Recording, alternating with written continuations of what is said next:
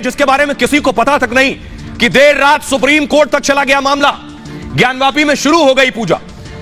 यह है वो ज्ञानवापी जिसको लेकर विवाद है, मंदिर और मस्जिद को लेकर। एक पक्ष का दावा है कि यह मंदिर के ऊपर बनाया गया, दूसरा पक्ष का दावा है कि यह मस्जिद थी। अब पूजा की शुरुआत हो गई। अगली तस्वीर मैं आपको दिखाने जा रहा हूं। पुलिस फोर्स बुलाई गई।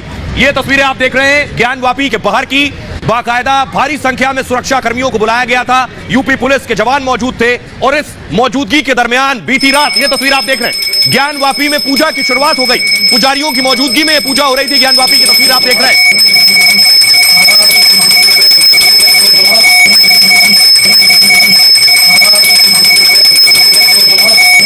तस्वीर मैं आपको दिखा रहा हूं जिस वक्त पूजा हुई, रात का वक्त था। बत्ती जलाकर साफ सफाई करके दिन में ही फैसला आया और उसके बाद रात को पूजा हो गई फौरन। लेकिन एक तरफ पूजा हुई, दूसरी तरफ मैं आपको दिखाऊं दिल्ली तक हलचल थी। काशी में, वाराणसी में पूजा हो रही थी। असदुद्दीन ओवैसी दिल्ली में all India Muslim personal law board की बैठक में पहुंचे। देख रहे हैं आप, असदुद्दीन से सवाल करने की कोशिश की गई। Asaduddin Owaisi all India Muslim personal law board की बैठक में पहुंचे क्योंकि आगे की तैयारी करनी, कैसे आखिर पूजा रुकवाई जाए all India Muslim personal law board, इसके लिए पूरी जद्दोजहद में लगा। और बीती रात क्या हुआ, रात को पूजा हो रही थी और रात को 3 बजे पूजा रुकवाने के लिए मस्जिद पक्ष सुप्रीम कोर्ट पहुंच गया। 3 बजे सुप्रीम कोर्ट पहुंचा। 4 से 5 बजे तक यह मामला चीफ जस्टिस ऑफ इंडिया के पास था। तड़के रिपोर्ट देखिए। This is a worship act का वायलेशन है भाई। 30 साल के बाद आप ये काम की इजाजत दे रहे हैं, तो उनका तो एक काम था कि आप उनको 30 दिन का टाइम देते अपील के लिए।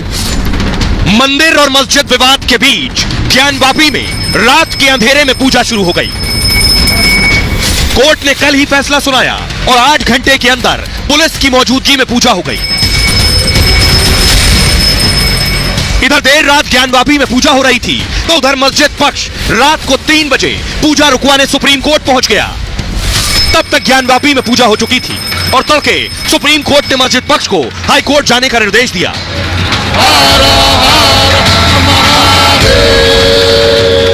आज दिल्ली में मुस्लिम पर्सनल लॉ बोर्ड ने इस पर बैठक बुलाई थी जिसमें असदुद्दीन ओवैसी भी पहुंचे थे।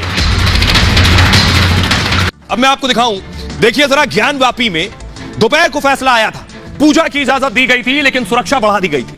सुरक्षा बढ़ा दी गई, आला अधिकारी पहुंचने लगे थे। पूरी तैयारी कर ली गई थी कि रात को पूजा शुरू हो जाएगी। अगली तस्वीर में आपको दिखाऊं और इसके लिए तैयारी देख रहे हैं। बाकायदा पानी लेकर जाया गया अंदर ज्ञानवापी के। ये आप देख रहे हैं, पुजारियों को बुलाया गया, मंदिर से जुड़े हुए लोगों को बुलाया गया, तहखाने से जुड़े हुए लोगों को बुलाया गया, व्यास जी के परिवार को बुलाया गया। उनकी मौजूदगी में पूजा हुई है। रात के वक्त की तैयारियां चल रही, बैरिकेडिंग लगाया, पुलिस प्रशासन मौजूद था और पूजा की शुरुआत हुई। अगली तस्वीर, अंदर पूजा हो रही थी। बाहर देखिए, बाहर मिठाइयां बट रही थी और हर हर महादेव के नारे लग रहे थे।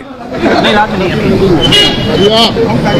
रहे हैं, एक दूसरे को मिठाई खिला रहे हैं। जो भक्त वहां मौजूद थे अपनी खुशी का इजहार कर रहे हैं। और अगली तस्वीर देख रहे हैं आप, और वो जो भक्त श्रद्धालु वहां मौजूद थे वो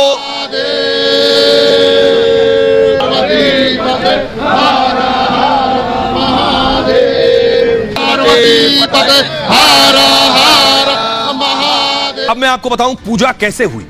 अब तक किसी को नहीं पता, ये रहस्य बना हुआ कैसे ये हो गया, क्योंकि कोर्ट ने कहा था, दोपहर को फैसला दिया और कहा 7 दिन आपके पास है, 7 दिन के अंदर पूजा शुरू करवाइए।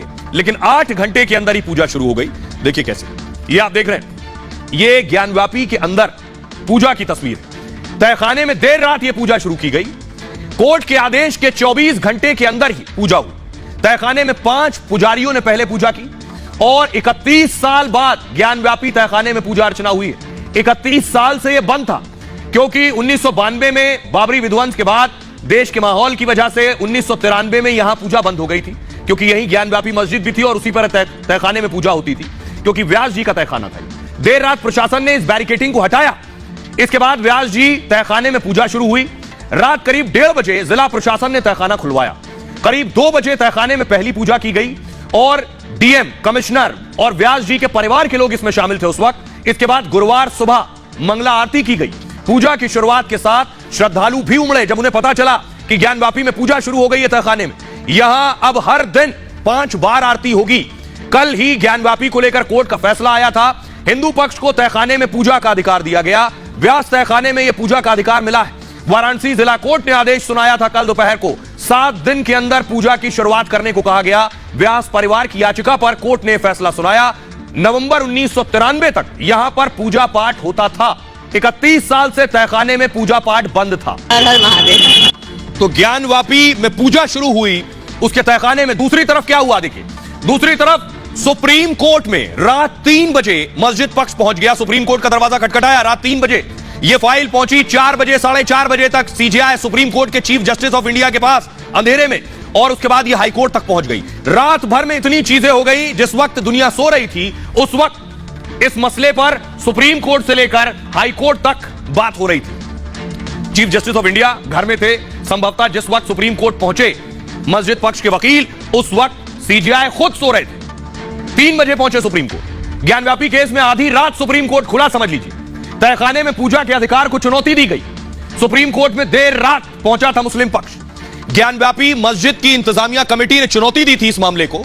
तड़के 3 बजे सुप्रीम कोर्ट में एक इमरजेंसी रजिस्ट्रार होता है हमेशा, कोई इमरजेंसी हो तो आप सुप्रीम कोर्ट जा सके, इसलिए रजिस्ट्रार वहां होते हैं। तो 3 बजे रात को मस्जिद पक्ष के वकील सुप्रीम कोर्ट रजिस्ट्रार के पास पहुंचे।